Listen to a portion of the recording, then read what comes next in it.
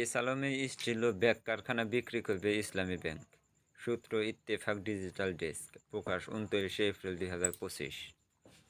82 কোটি টাকার খেলাপি ঋণ আদায়ে এস আলম গ্রুপের মালিকানাধীন S Alam stills, S Alam bag manufacturing company limited এবং রাজধানীর ধানমন্ডির চারতলা দালানসহ 41.75% জমি নিলামে তুলেছে ইসলামী ব্যাংক বাংলাদেশ লিমিটেড। মঙ্গলবার 29 এপ্রিল স্থানীয় একটি সংবাদ মাধ্যমে বিজ্ঞপ্তির মাধ্যমে এ নিলামের ঘোষণা দেয় ব্যাংকটির চট্টগ্রামের খাতুনগঞ্জ কর্পোরেটের শাখা।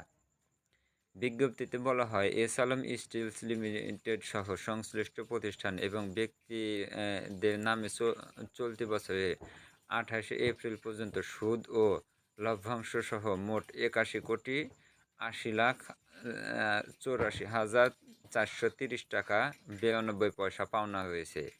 অর্থঋণ আদালত আইন 2003 এর 12(3) ধারা অনুযায়ী এই সম্পত্তি বিক্রির লক্ষ্যে আগ্রহী ক্রেতাদের কাছ থেকে দরপত্র আহ্বান করা হয়েছে।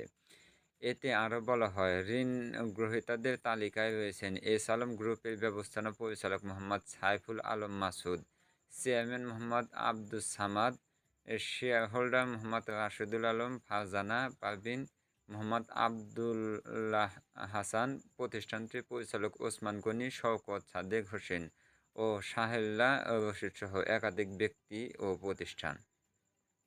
এর আগে চলতি মাসের 20 এপ্রিল 9,948 কোটি টাকা আদায়ে এস আলম গ্রুপের একটি চিনিকল সহ প্রায় 11 একর জমি এবং 27 এপ্রিল 2180 কোটি টাকা আদায়ের একটি স্টিল মিল, বিদ্যুৎ কেন্দ্র, ভোজ্য তেল কারখানা ও 1149% জমি নিলামে তোলে ইসলামী ব্যাংক। জামায়াত-মুক্ত করার নামে 2017 সালে বিতর্কিত শিল্প গ্রুপ এস আলম পরিকল্পিতভাবে শেয়ার কিনে এবং ব্যবস্থাপনায় অনুগত পরিচালক বসিয়ে ইসলামী ব্যাংকের পরিচালনা পর্ষদের নিয়ন্ত্রণ নেয়। ব্যাংকের অভ্যন্তরীণ নীতিমালা উপেক্ষা করে গ্রুপটির বিভিন্ন সহযোগী প্রতিষ্ঠানের নামে নেওয়া হয় বিপুল অঙ্কের ঋণ। একাধিক তদন্ত প্রতিবেদনে দেখা গেছে, এস আলম গ্রুপ এবং সংশ্লিষ্টদের নামে উত্তোলন করা ঋণের পরিমাণ দাঁড়ায় প্রায় 1,31,000 কোটি টাকা, যা ব্যাংকটির মোট ঋণের প্রায় অর্ধেক। এসব ঋণের বিপরীতে জামানতে রাখা হয়েছিল মাত্র 4,359 কোটি টাকা।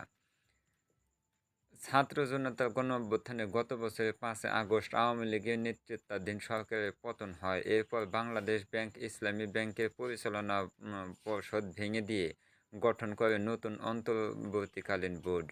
একই সঙ্গে এস আলম গ্রুপের মালিকানাধীন শেয়ার হস্তান্তর ও বিক্রির ওপরও নিষেধাজ্ঞা জারি করা হয়।